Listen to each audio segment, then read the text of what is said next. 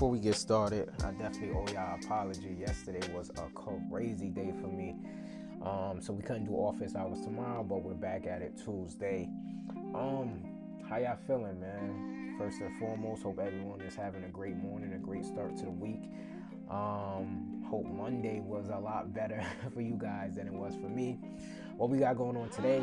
We're just gonna go over some trending news. Not gonna get into any bills. We have a lot of building to do today, so we're not gonna get into any live bills. We're just gonna see what's going on the internet, give a little bit of insight, and that's how we're gonna ease into the morning. Hope you already guys know what I'm gonna say. Hope you guys had a great workout this morning. If you woke up early and got the workout in, I just ran a little bit, did some calisthenics, so up, charged, ready to go. Unfortunately, yesterday I did not even get to do my morning routine, which is like crazy. I woke up at 10 a.m. yesterday, which is like super rare for me, like super rare. But this weekend was a lot. I was doing out here, I was doing so you guys know I do LinkedIn lives, but also um there I have a separate venture with my brother where we actually like live stream events. So we hook up the backpack IRL OBS and stream it through Instagram and Twitch and stuff like that for people's events, mainly for people who want to get into streaming, but also like show people who couldn't actually make it to an event in person to actually live stream it. We've done it for weddings, we've done it for HBC homecomings, and this weekend we did it for someone hosted like a private game night kind of situation. So I think that's where that was on Saturday, right? So from Saturday, I did that. I think I was out until about 2 in the morning. I woke up at 6 a.m. that day to go pick up my son. And then I did not go to sleep until like 2 in the morning.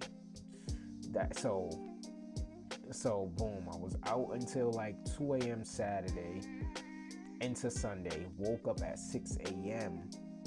that Sunday. Went, got my son, ran errands the entire day, didn't go to sleep until 2 a.m. Monday, and which is why I obviously did not wake up for office hours. So my apologies there. Sometimes you gotta take accountability. But let's get started. Let me see something real quick. Yeah, let's get started in the AI news. Housekeeping. As you guys know, I keep the QR code up there on the screen just so you guys can take a look at what's in the screen, what's in the QR code. A bunch of digital products, right? There is a way we can book one-on-one trainings. We're actually gonna launch the A Plus Active services website soon. It will be deploying, I want to say this week, by the end of the week. So shout out to the team there, Jai Kazar. We're on it. We're doing a lot of building, so I want you guys to actually see what the website is gonna look like. We've been why is it taking so long to get a website? I'm gonna be honest with you. In this AI space and in the world of like just professional services, let's just say professional services or product or something like that, I'm not gonna say a website is not needed. A website is 1,000% needed, but we're also in an age where people are buying, doing business with people that they like, trust, and respect, right? So for me personally, I've been able to be successful without actually having like the website part of it because of my personal brand. Me actually like, I'm a real person. I'm just a real person doing AI. You know what I mean? I'm not selling something to mask that, right? I'm coming on live so you guys know that I'm a real person doing AI and stuff like that, right? That's kind of like my success in terms of like just through content and me building my personal brand. Word of mouth. Word of mouth to me personally is always the number one form of promotion communication, because if you got word of mouth in anything, people talking about it, people tweeting about it. Do people even say tweeting if it's not Twitter anymore? I don't know. I'm so out the loop. But if people are like not chatting about it, you know what I mean? You don't have the word of mouth. But if they are, that's like organic. So I'm like a organic type of person when it comes to that. So that's why it just took a while for us to actually have like the A Plus Active site up and running, but now we got the ducks in a row. Now we have a strong team. Now we have like so much. So we're gonna go ahead and launch a website so everybody can see. Ideally, you guys are gonna stay up to date with a lot of the content that's being pushed. You guys have been seeing us, which we call the 3O, myself, Jai, and Kazar, doing a bunch of content on LinkedIn, and we just need a place to center all this. So you guys are gonna be able to kind of go on the website, see the master classes, see the office hours, see additional content, the digital health podcast, a bunch of other content, as well as things within healthcare. So let me stop rambling. Scan the QR code if you're interested in any digital products, any one-on-one training, one-off training. Just a quick caveat: the one-on-one training is really just a quick, hey, I need help with this type of automation, this type of platform, this type of build. It's really just for you to get like a real good workout in, right? It's one of those, yo, I'm in town real quick, what's the closest gym? If you want to have a real in-depth one-on-one, you're gonna have to either send me an email or DM me directly, and we could kind of scope that out. If you're interested in learning AI, right? If you're interested in learning AI, building something really good, if that's where you're at, like, yo, I want to take the leap of faith and dive all in, that's a different type of program. But if you want to just get like a little taste, you can scan the QR code, book me for an hour. We'll go ahead and do that. We have MD files for HIPAA compliance, Google Workspace. If you running your own practice in operations, right? Working with AI and don't know how to set up a HIPAA compliance workplace, and you use Google, meaning you use like a Gmail platform, Google Suite, you guys are going to be able to actually download that MD file for your agent, and it will walk you through the process of setting up a HIPAA compliance workflow for you, payment processing and all. So go ahead and check that out.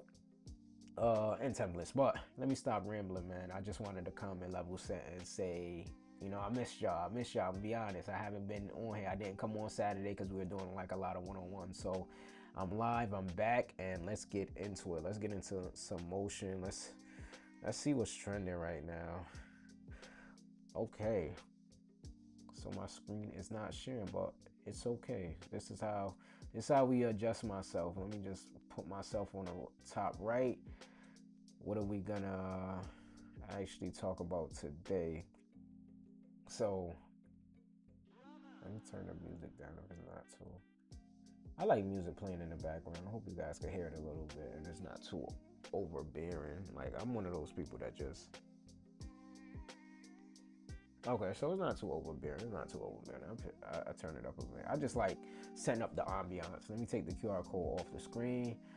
So this is a platform or just a blog called Healthcare AI Guy. Really found them on LinkedIn. They have like really great information, especially within the healthcare AI field. So a lot of people who are on LinkedIn are within the healthcare field. If you're just looking for a really great resource about AI that's strictly focused on healthcare, this is a really great resource here. I think he has a newsletter and stuff like that. I don't even know if this is like a real like guy or just like an avatar, but whoever runs this page, kudos to them.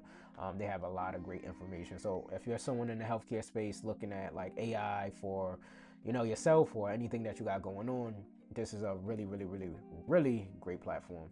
So go ahead, put your email in, and then you know you'll get all the information there. So what's happening here? Okay, Healthcare AI Guy Weekly. AI is opening up in the real world data. Let's see. Company deep dive, Healthcare AI Guy Weekly. Let's go now just in the Healthcare AI Weekly and just see what's going on. The future of AI and mental health depends on trust, how artificial intelligence can collaborate with clinical intelligence.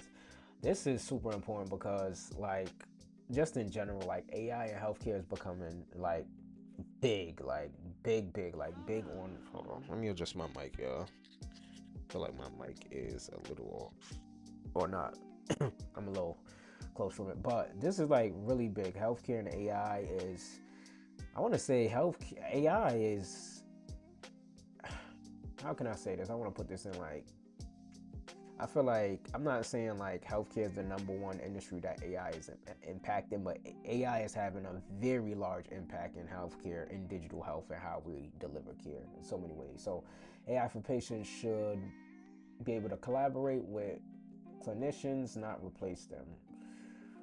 Helps mental health providers organize, deploy clinical supervision, patient-facing AI with healthcare specific safeguards, transparent overviews, and workflows designed for real patient care. And I think that's what it is. Like, healthcare is such a sensitive topic to anyone and anybody that, anything that you got going on. Like, healthcare is important. Like, don't let anybody tell you that healthcare isn't a priority. No matter what you want in life, what you want to display, what you want to do, just know that health is wealth, 1,000%. You can't get rich, you can't eat the best foods, you can't be the best version of yourself if you're not healthy. So healthcare is 1,000% important. When it comes to AI, we want to be mindful of how that is impacting us, right? Because if we're the one building or if we're the one consuming it, how is it affecting us on our day-to-day? And actually, sometimes I even compare, and you guys might have heard me say this on our podcast with some guests, I compare AI with social media, right? When social media first came out, it was just a thing. It was just social media, right? This new thing. You're just putting things online and talking. Now we've been with social media for at least a decade plus now, and we've seen how it has changed behavior, right? In a good or positive way. So we know AI is probably going to do the same thing, right? Our picks. We're not going to go through the entire blog post. I'm just going to click around. I'm going to do the same with some other videos, and then I'm going to get off. This is what the office hours is about. Um, and then we'll go from there. If you're watching a replay, if you're live, um, you know, feel free to DM me anything regarding, and we'll go from there. AI is opening up the real world data market. A new health advanced report argues that real world data has grown from a small group into a broad market span life science. Large players like IQVI, Comdo Health.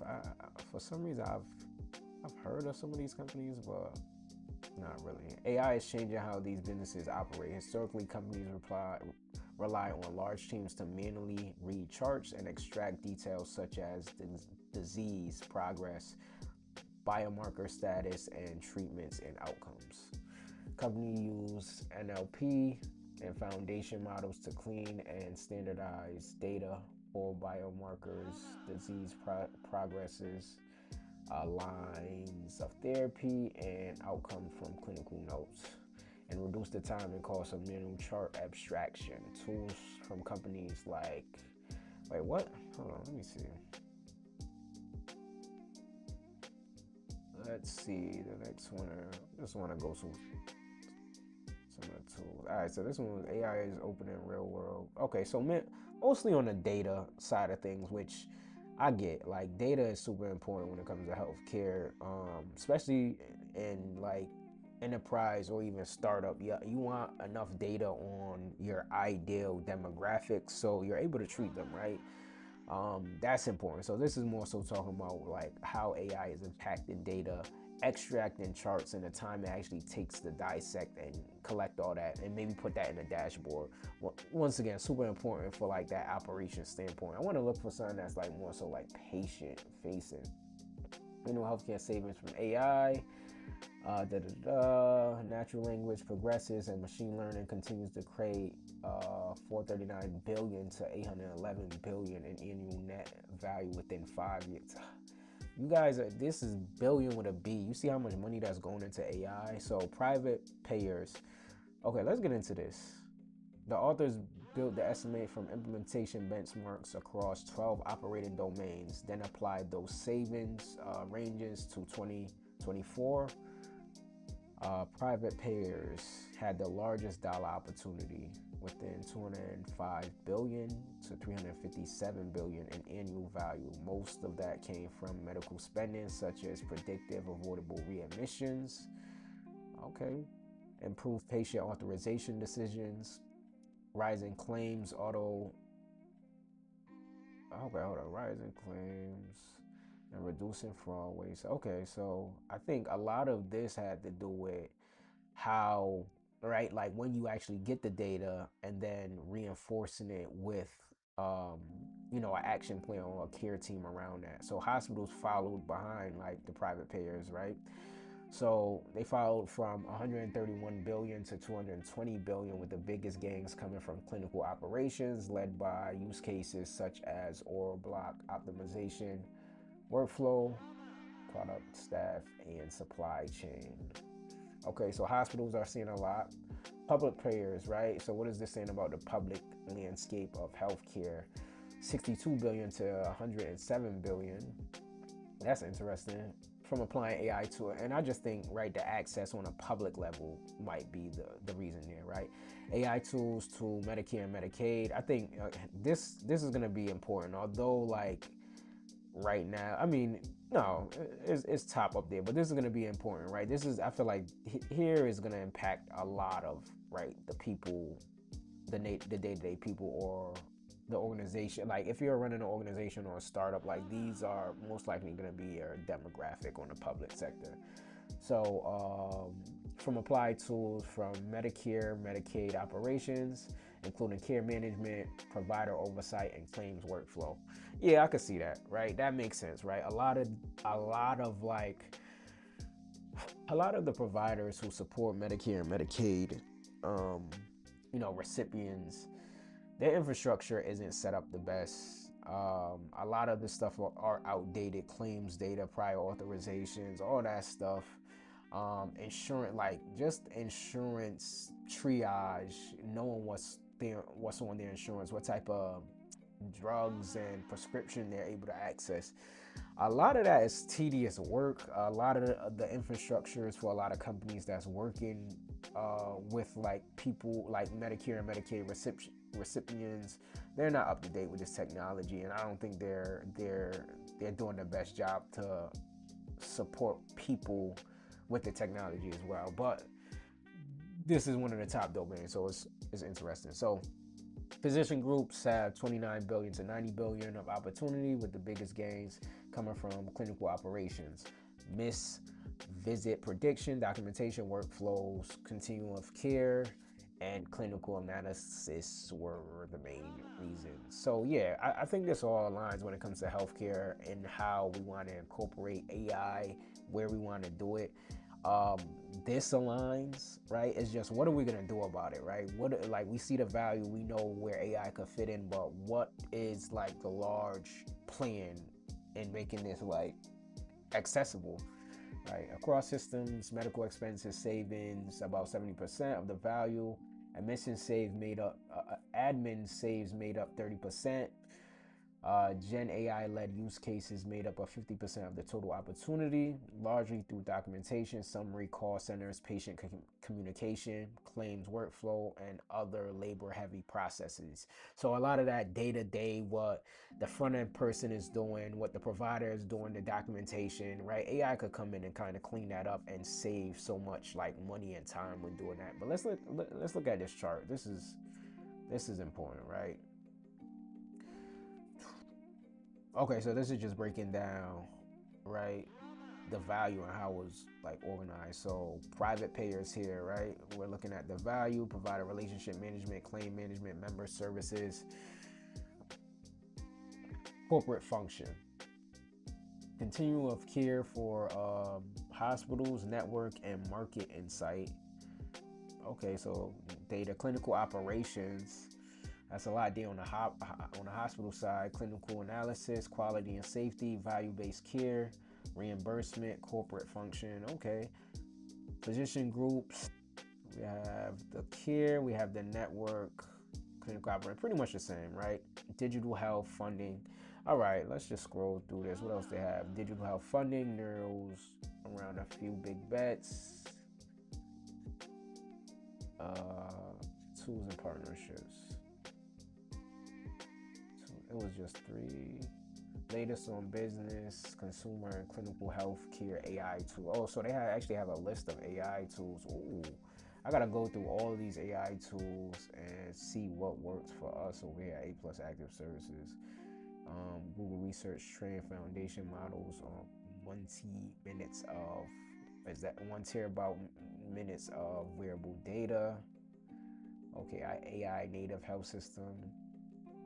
The first AI native health system in the US is scaling what it calls the first AI native. Hold on. Let's check that out. Let's see what they're doing over there. Okay. I want to go to their website, but I guess we can read this for a second.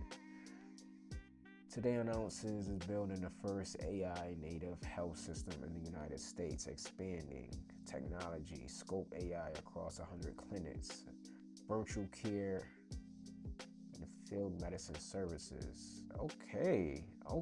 Patients across California, New York, Rhode Island.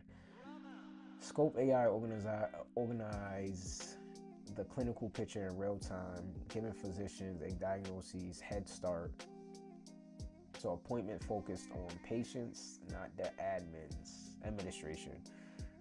Okay, welcome new technology leadership. Okay, I need to dive deep in this. I actually need to connect with them, right? Shout out to the founders. From 2024 to 2025, revenue grew by 300%. What? 300%? Whoa. Okay, hold on. Let me I'm gonna save that one. Uh Counselor Health launches Council Health launches platform for embedded AI care. Okay, we have a lot going on. Like I said, we have a lot going on in the healthcare space. Let's go to partnerships. Salesforce and U.S. Department of Veteran Affairs. Salesforce was awarded 1.6 billion three-year agentic AI contract to build a foundation across the veteran affairs, giving staff trusted AI agent, integrated data. Man, this is when you see like a lot like Salesforce, which is like working with large enterprise companies, and it really like speaks to like where AI is going and how people can use it as a service. Like if they're really just like, because this doesn't seem like they're doing anything extravagant and they got awarded so much money. Not to saying that they're not, because Salesforce is a really sophisticated like business, but it's like, look what it says: giving staff trusted AI agents, integrated data, and collaborative tools to reduce admin friction. that that that's kind of easy to do in AI. You know, if you're doing AI, that's kind of easy to do. You know what I mean? You could probably hire like a team, an internal team to do that. That costs less than $1.6 billion. But you know what I mean? Department of Veteran Affairs is a widespread, organization. So I get it. This is like an enterprise level build. So see what else. Partnership covering imaging. So we got one for imaging, partner for measurable based mental health care platform to build AI scribing directly into clinical sessions. Okay, AI scribing is a thing. Epic launches Epic across the entire. Oh no, this is not Epic. Is it Epic? Inspire Health launches Epic across the entire system, deploying more than 50 AI suite tools from day one to help clinicians draft documentation and flag health risks. Okay, let me not. I was gonna say something, but let's not do it. Anthropic made its index searchable, showing how people around the world actually use it. I'm not on Twitter, so is it gonna? Okay. Can I see it? Yeah, I'm not on Twitter. Sorry, guys. I got rid of Twitter. So AI job opportunities. Head of Apply AI, a clinical AI agent platform for healthcare. Consumer growth lead, an AI care delivery platform. Oh, I didn't even know they had all this here. Shout out to healthcare AI guy. I'm gonna dive deep in these like articles and really like maybe pull one out that I probably want to like research and talk to you guys about on the office hours. So more to come. Let's get into some video. So again, AI Daily Brief is gonna be a really good platform as well. They have a great blog, but I actually like just watching YouTube videos as well. I think they have a podcast as well, so I listen to the podcast as well. But let's just see what they have to say. Here. I'm gonna let me pause the music though. Oh, let me mute the music actually.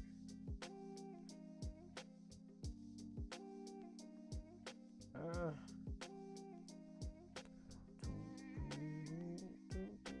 my little guy is asleep.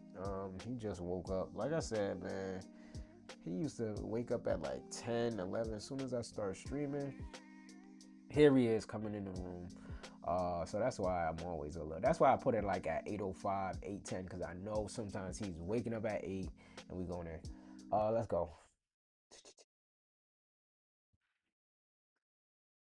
Let's pause the music. Let's hear what they got to say. AI Daily Brief, 6 questions shaping enterprise AI. Before that, in the headlines, Sam Altman goes to Washington, and the conversation has gotten a lot more complicated over the last week. The AI Daily Brief is a daily podcast and video about the most important news and discussions in AI. All right, friends, quick announcements before we dive in. Go check out our latest free self-directed education program, this one being a choose-your-own summer adventure. You can find it at summeradventure.ai. Well, Sam Altman has arrived in Washington to meet with lawmakers and White House officials, and when the trip was set at the beginning of last week, the agenda was pretty simple. Altman would brief Washington on the capabilities of OpenAI's new model and discuss a protocol for release, hopefully avoiding a repeat of the Fable and GPT-5.6 rollout. Since then, however, we've had the OpenAI Hugging Face hack, a public debate about open weights models, and an attention-getting petition for the government to step in and build the capability to slow down the pace of frontier AI. In other words, conversations have become a lot more complicated for Altman in just a couple of weeks. According to reports, Altman met with Senate Commerce Chair Ted Cruz and several Democrat senators on Wednesday, but we got very little information on what was actually discussed. Speaking to reporters, Altman declined to state when or even whether the model being previewed would be released, commenting, "Not sure, that's the part we're here to talk about." Altman also declined to discuss the new capabilities of the model that give cause for concern. Now, of course, the Hugging Face incident looms large over this visit, but it increasingly appears like the model at the center of that controversy will not see release. In a Tuesday update to their postmortem blog, OpenAI said that the model was an internal-only research prototype never intended for public release. In Washington, Altman told the press that the model has now been permanently deactivated and is inaccessible even for internal research, meaning presumably it's not the model being previewed to lawmakers this week.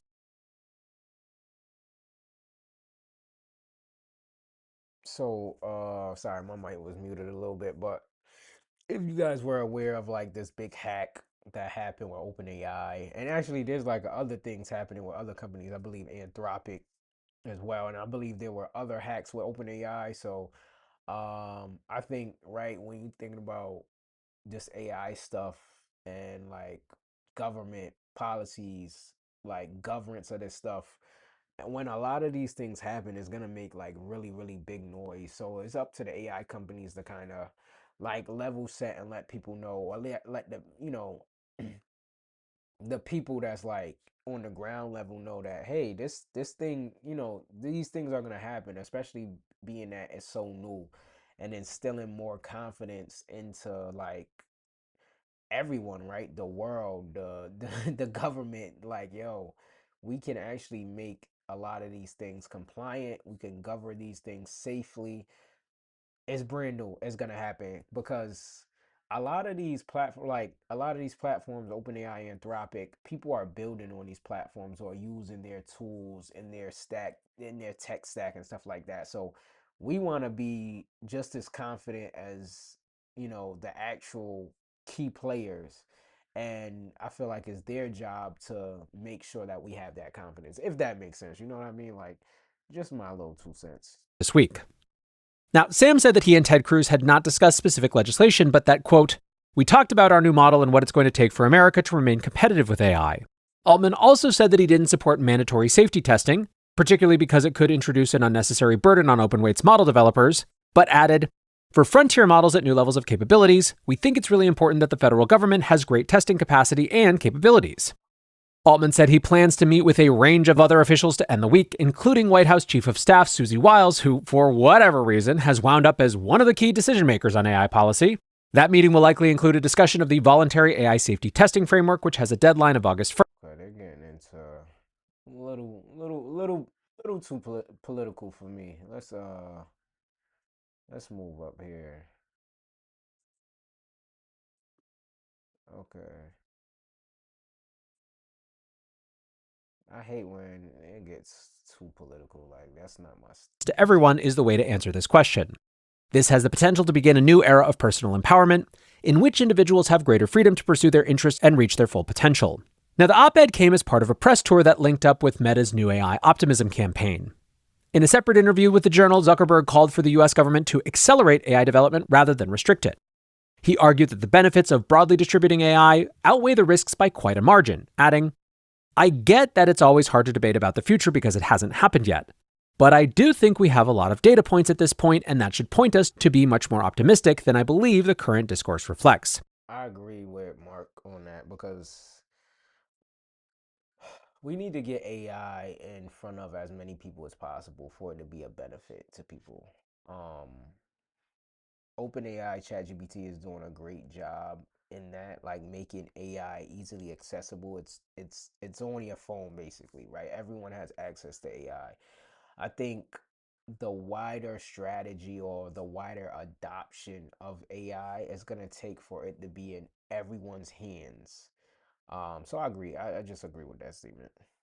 Specifically, he warned against thinking a 30 or 60-day government review window is harmless, commenting, the field is moving so quickly that actually is quite a meaningful amount of time.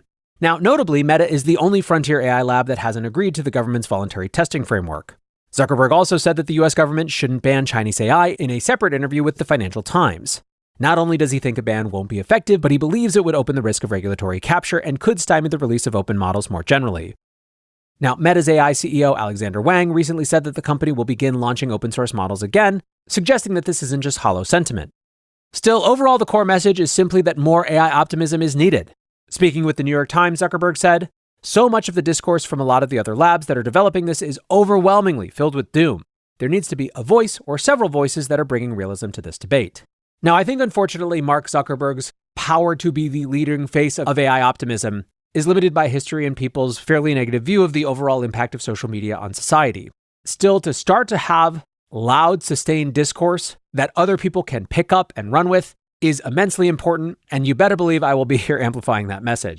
Okay, so pretty much what they were saying is like Mark is like advocating for widely adoption of AI. We shouldn't be banning China AI, Chinese AI, nothing like that because it doesn't make sense to do it. And I totally agree. I think maybe right it might be falling on deaf ears because of what they just mentioned, right? The history of social media and Mark Zuckerberg's right. I remember they had like this whole Facebook privacy thing that was crazy in the news. So like is he the right person to be advocating behind this? Probably not if a lot of people are scared about like privacy and stuff like that when it comes to AI, given that right Facebook had this thing. But what he's saying is 100% right. Like for people for so AI is changing so fast at a rapid rate. In order for people to actually like be like super savvy on this thing, it needs to get in as many hands as possible or in your face as quick as possible. Like that's the most important thing when it comes to AI. Like it's and I love what ChatGPT. I'm always gonna reference OpenAI because I love what they're doing because it's pretty much like everyone has ChatGPT at this point. You know what I mean? Everyone has it. Like everyone might not have like Claude or Claude Code, but everyone has ChatGPT 1,000%. And what ChatGPT just recently did with the update with ChatGPT work, it basically just made like codecs. It basically just like made building and becoming a builder second nature from the app if you really dive deep into ChatGPT work, like and use it to its benefits. Like you're gonna be able to build websites, you're gonna be able to like start your apps and stuff like that simply from like this ChatGPT like interface. Like so I think and then putting that widespread, everyone has access to it, we're gonna see so much creative things happen that that's what we need to actually happen if that makes sense. It's like with social media, like social media was a thing like when people don't even probably even remember this, like if you're younger. Instagram was just pictures at a point in time. It was just pictures. You know what I mean? It took for people to adapt to then turn it into that app that it is now. Now you go on Instagram, you hardly even see pictures. You seeing stories, you seeing videos. Like pictures are like the bottom of the totem pole when it comes to like social media. Now it's videos.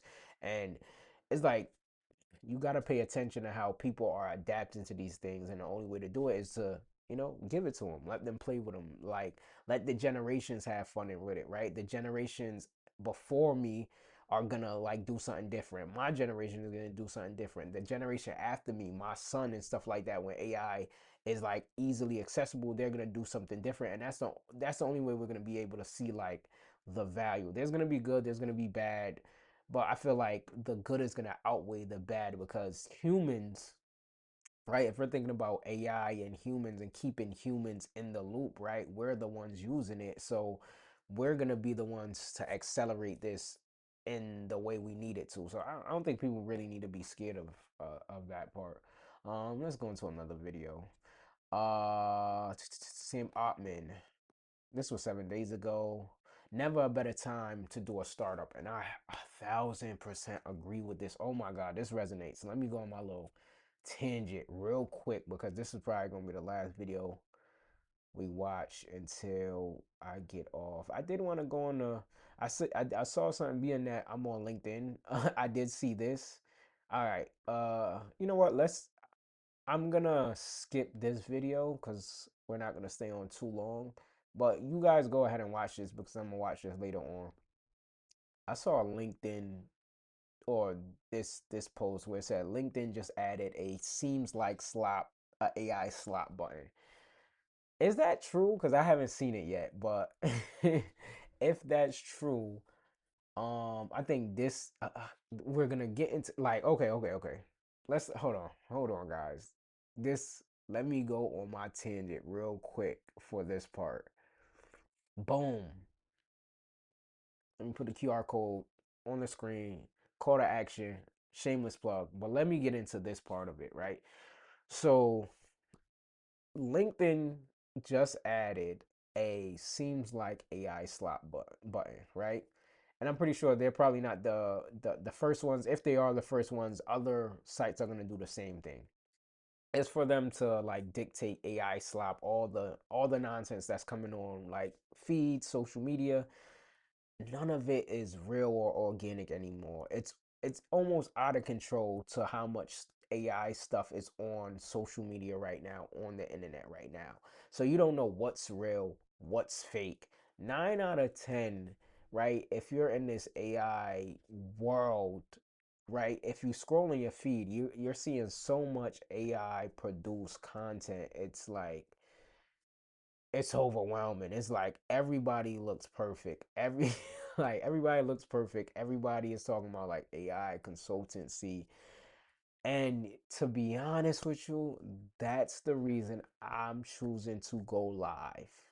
I promise you that's the main reason. That's the main reason why I'm choosing to go live because this is the only way that I could personally prove to the people that I am a real person doing this.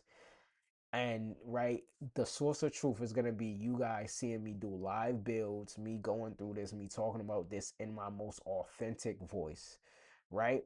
This is why building a personal brand is the most important thing you could do right now. Forget AI, right? Forget AI, forget anything that you got, and like all of that.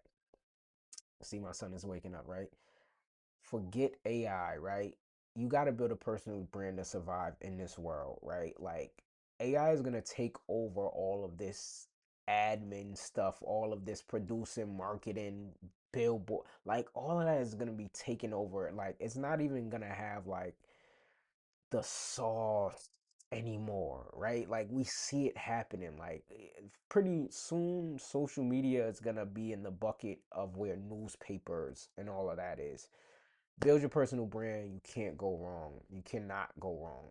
I promise you, you can't go wrong. Let me just go back on this slide, click through a little bit, and then I'm going to get off, and then we're going to resume tomorrow with another AI office hour. But build your personal brand. I promise you, that's going to be, like, if you don't get anything from this office hour today, Build your personal brand so that, nobody could take that from you. AI can't take your personal brand. If anything, AI will try to match that or mesh that. But do what you need to do to build your personal brand, whether it's for your business, for your organization, whether like people are buying from people now. You know what I mean? Like, not now, we've always bought from people, but now is like the most valuable time to like build who you need to be in this world, what type of authority you need to have, your domain, your level of expertise, and share that out to the world. I promise you, before you look up, right, by the end of the year, by the end of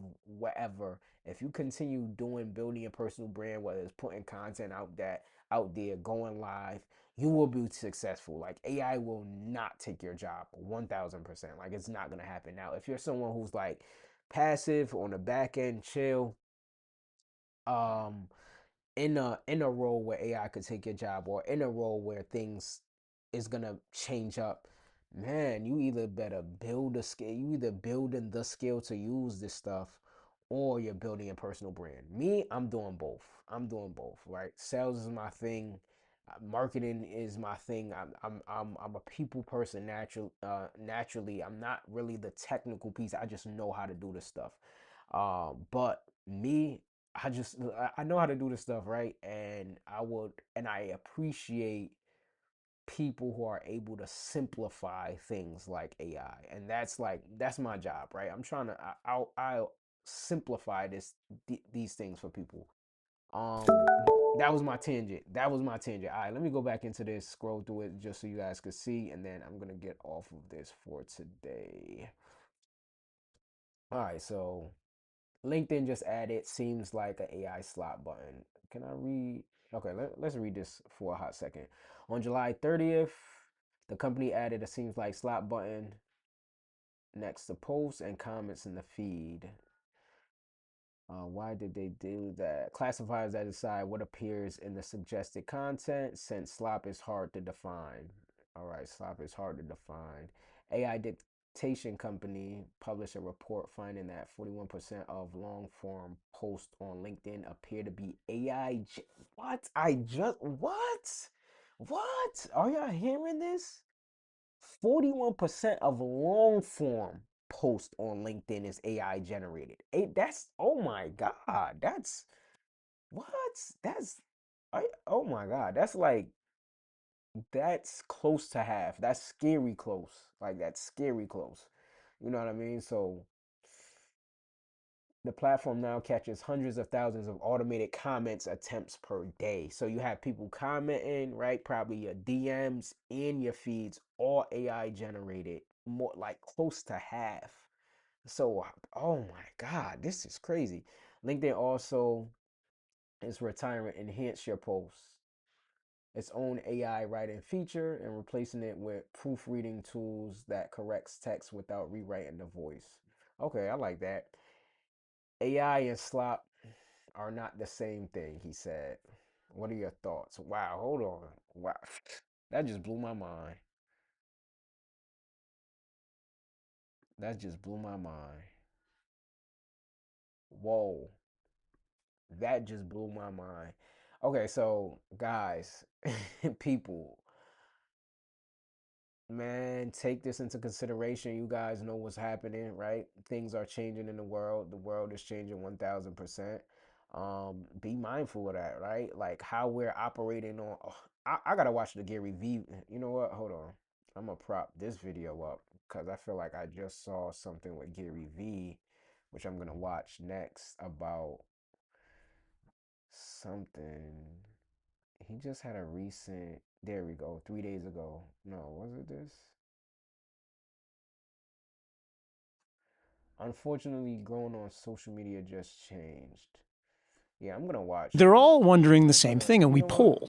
We got 5 minutes. Let's watch this real quick. They're all wondering the same thing, and we polled. And here's what they told us. They said they're making more social media posts than ever, Yes. more than 5 a week on average, but they're getting less leads and less attraction from the marketing they're doing. Say what you want about Gary V. I don't care. Like, I know he gets a lot of slack sometimes, but Gary V, in my opinion, has been correct about a lot of stuff over the past few years. You know what I mean? Like, Gary V knows what he's talking about. So when it comes to something like social media, I'm gonna listen to him, right? Like he he must have came from the future or something because he is correct about everything. Anytime I listen to Gary Vee about something, it turned out to be right. One of the main ones was TikTok. Was TikTok. Do your homework. He was talking about TikTok in about 2017. I created a TikTok in 2017 when it was called Musically. If you guys know me personally, you guys know that I run a TikTok page that has been able to generate a lot of income for me, reach a lot of people, and it was because of Gary Vee was telling people to go on TikTok, and I followed suit 1,000%. So when pandemic happened and everybody was in their house and this new app called TikTok was becoming the trend and nobody knew how to use it, already knew how to use it. I just took it to the moon. You know what I mean? So shout out Gary Vee. What are they doing wrong? Well, I just laughed inside my own head when you said 5 a week. I posted 397 pieces of content yesterday. Wow. So how about that, everyone? Is that right? That is a true statement. How do you do that? You really fall into the framework of P&H, which is something I'm going to start pushing more and more, which is platforms and handles. Platforms is, I'm on 7 to 8 platforms, 9 with Substack now. I have multiple handles. There's a post that got 500,000 views yesterday called Uncle V, which is I'm the uncle of the kids on TikTok, and the content I put out is more I'm uncle, not friend or dad or, leader. And so I'm very impressed and empathetic to the people riding the Rovers who think 5 posts a week is a lot. That would be like me saying, for everyone who's in shape physically, that would be me starting this interview saying, hey brother, so my people, I just polled them. They did 3 push-ups last week. Someone gave you my workout routine? This must have been our producer. I'm going to get on this. And I don't mean 3 sets, and I don't mean 3 days of 100 push-ups. I mean 3 push-ups. 5 pieces of social media content in 2026 in a week is equivalent to 3 total push-ups for the week. So is it a quantity game? It is a quantity and quality game. Quantity is not subjective. Quality is. Okay. Right? So everyone here on the other side listening to this podcast is debating quality. They're also, you know what they all just said? They're like, Gary, what are you talking about? My job is to sell houses. I've got to be at open houses. I have a team to manage. Like, I don't have all this time to make content. My response is tough shit. If you want it, if you want to sell homes, there's a lot of people listening now that got to the Rover from a Toyota, no diss on Toyota, because they did knock on 1,000 doors, because they did send direct mail. You know, that foundation of the grind of real estate of the 80s, 90s, and early 2000s. That new foundation is called social media content. But unlike direct mail, one piece of content, for some unknown reason, and I know why and I can go into it, but it gets 3 million views instead of your normal 1,300, changes the course of your career. There's no door you could have knocked on, no flyer you could have sent to mail, or no phone call you could have made from 1970 to 2005 that would have compounded your business 50x. Yes. But there is a social media post that can do that. Everyone knows that. I'm literally getting, you see this? I know that everyone who just heard that knows I'm right, knows it's possible. Doesn't mean they know how, doesn't mean that they think it will, but they know it's true and it's not a lottery ticket. I think it's very manageable. I've devoted my career to being good at the craft. It's no different than staging a home. Sure. Is staging a home a skill or are you lucky? It's a skill. You know how to make the couch and the carpet and all the shit. Well, making social media content is a skill.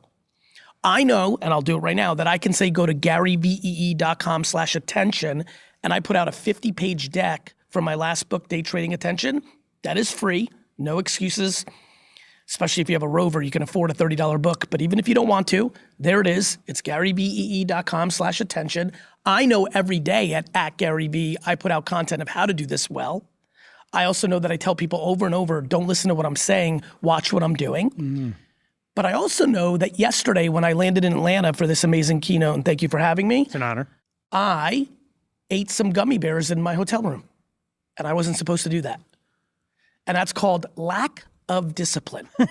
They are delicious, though. And Mike Vacanti, I hope you're not listening, but my trainer would be pissed if I told him the truth this morning that I ate 40 gummy bears for no reason. And oh, by the way, they probably cost me $80 because you know how to Forget them at this fancy hotel, they hotels did. exactly. And that's basically the punchline. I am incredibly, unbelievably, uncannily disciplined when it comes to business. I am not that psycho dominator when it comes to health and wellness. I've become much better. You can look at my old videos versus now. I've gotten the results. But the wah-wah from all the real estate agents and everybody else of like, well, it used to be, well, guess what? You used to buy beachfront property in Malibu for a lot less 40 years ago too. The supply and demand of attention. I actually think of social media like real estate. Is that right? I think of attention as an asset, real estate asset. Sure. And the reason I've been so good is I'm good at finding new neighborhoods or new states or new countries. Like when I was yelling at everybody in 2018 for TikTok, that was buying beachfront property in Costa Rica 40 years ago. I was right. How many of you actually did something about it? Very few. Correct. And the ones that did are the ones that say something on stage when she opens for you guys today, or the thousands of DMs I get. Many do. 99% don't. I can't sit on this podcast and make you do something, but what I can tell you is if you're driving right now, walking your dog on the treadmill, I know how everybody listens to podcasts, and you don't realize that the world's attention is in mobile devices and on these 7 to 12 platforms, and that is an opportunity to sell homes. Well, I don't know what to do for you. The end. I could literally leave now. I might even leave now, brother. 1000%. So I know that was a little off. That was more so social media versus AI, but I honestly feel like one of them they're one and the same almost in terms of like they're cousins, right? They're cousins, right? Social media and AI, like they're impacting each other. We were just talking about AI slop and what LinkedIn just did in terms of like that button, but it's bigger than that, right? It goes deep because now if we have AI producing a lot of the content, we don't know what's real, right? Everything is AI generated. How do you stand out? Only way to stand out is to produce this organic content, right? Organic content in the midst of this AI generated content. That's the only way we're gonna stand out. But that's just my 2 cents. I could be wrong, but I feel like I'm right. Take it with a grain of salt. Like, I'm not a professional, but, one thing I do know, you can't go against human nature. And that's just my personal opinion. I'm going to log off now. You guys be easy. Make sure you guys work out if you did not work out. If you already at work and didn't do so, make sure you work out after you get out of work. You're not the best version of yourself if you're not continuing to develop yourself in all fashions. And that to me, I think working out is important, right? Eating healthy isn't important. Make sure you do that before you give that to the universe today. I'm Anthony. I'm gonna be back on tomorrow. Apologize for yesterday not being on office hours, but we're gonna keep this consistent. Um, I'm gonna 8 a.m. 8 a.m. I'm gonna leave it at 8 a.m. because I feel like that's a okay time. I was gonna say maybe I could do 7:30 to 8, but nah, let's keep it at 8 a.m. for now. Weekdays expect me to be on Monday through Friday, Saturday optional, Sunday no office hours. We're not doing that on a Sunday, not on a God's day. Um, y'all be easy, man. Take care. We'll chat tomorrow, and love is love, right?